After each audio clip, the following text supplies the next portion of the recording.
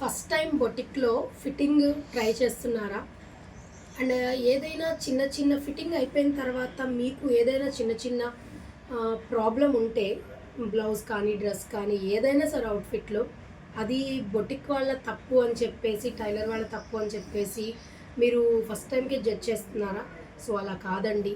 And మీ ఎవరికి కూడా first time అనేది పర్ఫెక్ట్గా ఫిట్టింగ్ అనేది ఉండదు. లూజ్ ఆర్ టైట్ లేదంటే షోల్డర్ డ్రాప్ ఇలాంటివి అనేది కంపల్సరీ ఉండొచ్చు.